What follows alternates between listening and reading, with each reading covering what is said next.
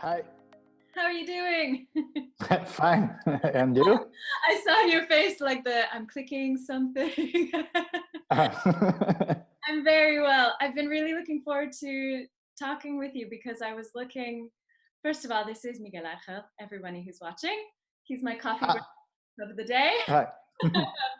So can you give like a super quick, who are you? What do you do? Tell us about your life a little bit. Well, my name is Miguel Ángel Font. I'm a Spanish film director, but I also happen to be a scriptwriter. And in the past years, I also became an investigator on how to develop cultural projects that are inclusive, also for people who have disabilities, how to incorporate them not just as viewers or as an audience, but also as members of the creative team. Hmm. That's what, so I was looking at your website earlier, and Thanks.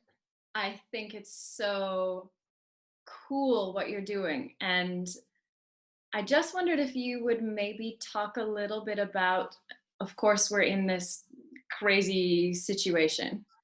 So, Yes. so maybe you could talk a bit about what kinds of things you were doing. Could you give a couple examples of ways that you included people who may not have been included before? And But this, along this just confinement. before that, so like how did you Okay. include them, and then how has this changed all of that, or how can you take all of this crazy situation into account? Because I mean, I'm in the film industry as well, and right now it's like Uh-huh. and gone. So what are you doing Well, before, and what are you doing now? Well, the thing is that I've been a little bit lucky because I also want to say that I'm lucky, not because these times didn't hit me hard, they did, but also I was, last year I shot a short film, which was the first project that was going to have all my investigation or my research incorporated as a method, as a new methodology of working on cinema.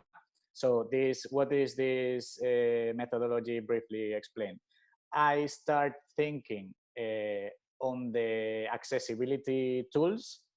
This is audio description for blind people and SDH, subtitles for the hard of hearing and deaf people, from the start. So this means that nowadays people, when the production company, when the film is done, they send it to another company, accessibility company, and they just get the film and start working. Yeah. If the audio description fits in the length of the film, okay. If not, oh, sorry, blind person, you just lost some important part of the film because I can't Yeah. put it inside. So Yeah. what I've done is I have researched a lot on what's being done and wanted to put a little bit of creativity inside of it because I wanted just to make sure that my productions, my scripts, just get exactly as for a traditional audience of a traditional moviegoer than to a person who doesn't see or doesn't hear. So Right. this is what I do. I just think of these tools from the beginning, and I just start from there talking about accessibility from the start to the art department, to the actors. I just direct them, telling them, just think on the tone because somebody is going just to listen to your voice or to the audio recordist Mm-hmm. or the sound mixer. Please, the clothes, everything, the foley a little bit higher because then more people are going to feel more than what was done before. So these little tricks come before and they are just taken into account. So it's easier for the people with disabilities to come to our experiences and feel just not pointed at them, but just invisibilized, or however, they just disappear. They just get one more in the audience. Yeah, that's So the that's a little bit my topic. And that stood out for me on your website because, I mean, I grew up with someone who was in a wheelchair, and there were a lot Okay. of things that were like, this is accessible because it's for people in a wheelchair, but it wasn't inclusive. It didn't make them feel like they were one of everyone. It was just, we're including you, but you're still separate. And Yeah. so that's what I loved about what you're talking about, and what I saw on your website was it really is like, from the beginning, you're part of this. It's not a separate thing. Hmm. So Yeah, and it's awesome because then it doesn't end there. So what I mean is that when I put a movie on the theater, or I do a panel or whatever, and I screen something, everybody gets it. And even though there's the image, there are a lot of people who don't have any disabilities, and they just ask me to put the film without the image so that they can close their eyes and imagine whatever they want through the audio description. So what I try also to put in to make a reflection on is that, yeah, accessibility can improve art, or inclusion can improve art, at least in my case. And so I grow not just as a professional, but also as an artist and as a person. So these times here, and taking the other question into the point, is just that I was finishing my first feature film. So I shot it in November. mm-hmm. It also is accessible, so inclusive. What I mean is that I had the chance to create a full feature film with my new methodology, so I can't wait to share it and talk about it a little bit more.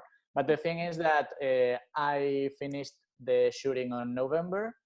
Luckily, we went pretty fast through the post-production process, and that means that in almost February we had almost everything. It was just missing the sound mixing and the color and the accessibility a little bit. So when coronavirus started, yeah, uh, we finished. We've done it via Skype, via phone. Yeah. So technology was pretty helpful. And yeah, I finished my first feature film in my life as a director and scriptwriter and inclusive assistant or whatever in coronavirus times. So that Well makes it done. a little My bit. coffee cheers to you. Thanks. Yeah, it's been pretty wild, but we did it. We handled it. I was able to supervise the audio description process, the recordings, everything from here, from my place, so I didn't have to move.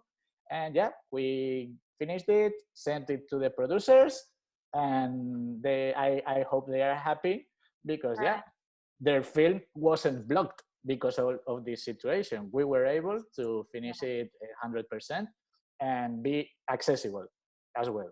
Also with English subtitles, so it will be easy for English speaking audiences to access also to the film. What's the film And called? Can you give a little it's plug? called, What's it called? yeah, it's called Swing, the Life of a Secret. Okay. I wrote down from your website, you have that you love fashion, fantasy, and the search for new forms of communication. Is that still true for this film? Great. Yeah. I love Yes, that yes, yes, mix. yes, yes. It's And such a unique mix. also another thing I've done through this period is that I've started to write other things. Okay. So trying to think a little bit on, okay, I'm here, at home, I can't move. What can I do with my skills? Where do they fit? How could I improve myself? What did I do wrong in professionally in before? How can I improve? And then I've started also some little projects, which are, for example, I'm writing some fairy tales, and I've made them accessible as well, but also mixing that accessibility is also a part of the the final work. So you don't need audio description and subtitles attached to something that didn't need. So I've done that. This accessibility is something crucial to feel and understand the fairy tale. So I'm mixing some formats, and I think I've written 7 fairy tales. Wow. And I'm also working on with some illustrators. I'm trying to also create some comic books, and yeah, just open my mind, open my creativity, and yeah, go to other paths that maybe weren't in my main way of work, but or my main body of work. But yeah, they can also get included. So yeah, I've been feeling pretty comfortable in these times. I haven't gone out yet, so I don't care about this now phase 1, phase 2. No, I'm fine. I'm writing, I'm meditating, I'm having a lot of tea, I'm with my girlfriend. For me it's just like paradise. That's really good to hear. So I hope we'll Yeah. see what happens with the whole situation of cinema and everything moving forward. You know, we'll find out. Luckily, whilst I have done this short film, this documentary, and this feature film, I have plenty of materials that are completely finished, and I will release them little by little, so I have time to start the wheel, writing, looking for new companies, new professionals, new stuff, getting to know more people, getting inspired. So for me, I had luck. It for me, it was just like the end of an etage, no? End of a period, an era. Yeah, period in my work, because I'm 33. I finished my first feature film. I'm researching things that inspire me and make me feel a better person and a better professional. So yeah, and I think I'm optimistic. can also say, because you have such this background and interest of doing things in a different way, you're actually already thinking, your brain is already set up to work in different ways than normal, and that if anybody needs some advice on how to do that, maybe they should find you. And your website will be with this video. Thanks.